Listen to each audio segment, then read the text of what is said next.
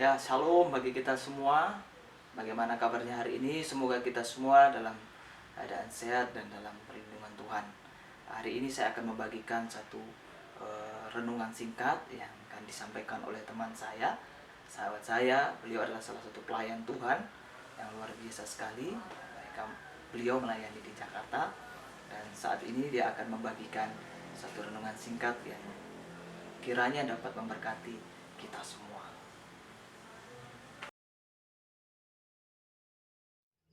Shalom, salam pengharapan buat kita semua. Hari ini saya mau berbagi renungan firman Tuhan dari 1 Samuel 1 ayat 7 sampai 10. Saya memberi judul Belajar dari Kisah Hana ketika tidak dimengerti. Saya bacakan buat kita semua.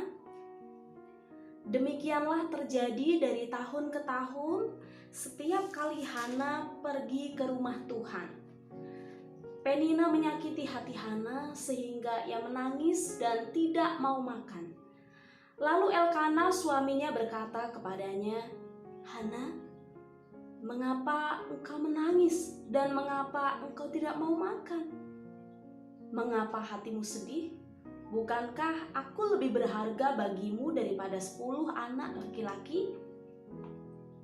Pada suatu kali setelah mereka habis makan dan minum di Silo, berdirilah Hana sedang Imam Eli duduk di kursi dekat tiang pintu bait suci Tuhan. Dan dengan hati pedih, ia berdoa kepada Tuhan sambil menangis terseduh-seduh. Nah, saudara-saudara, jangan putus asa kalau kamu gak dimengerti oleh orang-orang terdekatmu. Orang lain gak selalu memahami apa yang kita rasakan, karena mereka gak tahu bagaimana kedalaman hati dan jalan pikiran kita.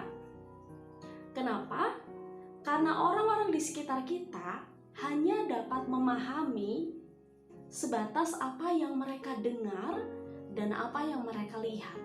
Selebihnya mungkin mereka menerka atau berasumsi tentang kita. Itulah sebabnya kadang kita merasa nggak dimengerti, kita merasa nggak dipahami, dan kita merasa orang-orang di sekitar kita mungkin malah terkesan menghakimi, dan komentar-komentar mereka kayaknya nggak tepat buat kita.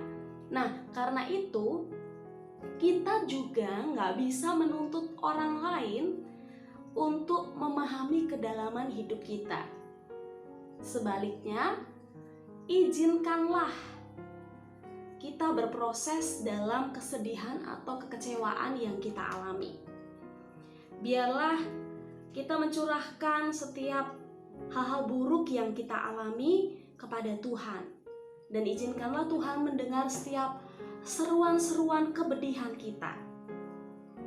Akuilah kepadanya kalau memang kita merasa marah dan kecewa, atau jika kita harus menangis, menangislah di hadapannya.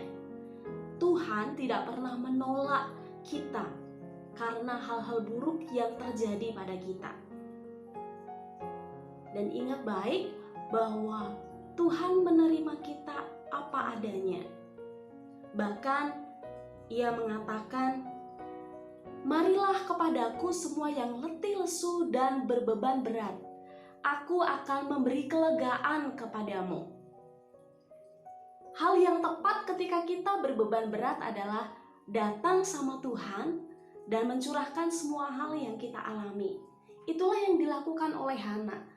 Dia mencurahkan dengan kejujuran hatinya tentang semua hal yang terjadi padanya. Dia datang dan mengungkapkan semua hal pedih yang dia alami. Hati Hana menjadi lega bukan karena suaminya atau Penina telah berubah sikap kepadanya, tetapi satu hal, karena ia sudah mengungkapkan semua hal yang dialaminya kepada Tuhan. Ia menjadi lega karena ia sudah menyerahkan hatinya sama Tuhan. Nah, saudara-saudara, apa yang gak dipahami oleh orang lain termasuk orang-orang terdekat kita, bahkan mungkin adalah pasangan atau anggota keluarga kita. Tuhan tuh tahu apa yang kita alami. Dia tahu kedalaman hati kita, dia tahu kerinduan-kerinduan kita, dia tahu kedalaman hidup kita.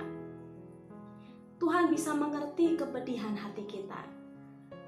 Tuhan bisa mengerti ratap tangis kita, walaupun kita gak berkata-kata mungkin. Dan Ia menerima kita apa adanya. Hal yang paling melegakan ketika kita mengalami hal buruk adalah ketika ada pribadi yang mau menerima, yang mau mengerti keadaan kita. Dan Tuhan, Ia mau menerima dan memahami keadaan kita sepenuhnya. Maka sekali lagi firman Tuhan katakan, marilah kepadaku, kepada Tuhan Yesus, semua yang letih lesu dan berbeban berat. Aku akan memberi kelegaan kepadamu. Tuhan memberi kelegaan bagi kita semua. Dialah sumber kelegaan buat kita. Amin. Ya, bagi teman-teman semua, jangan lupa untuk terus mengikuti channel Mika Panika. Akan ada video-video renungan-renungan singkat, bahkan ada kreativitas lainnya yang akan saya bagikan. Boleh di-share kepada teman-teman kita yang lain sebanyak mungkin, supaya mereka pun diberkati melalui video-video yang saya bagikan. God bless.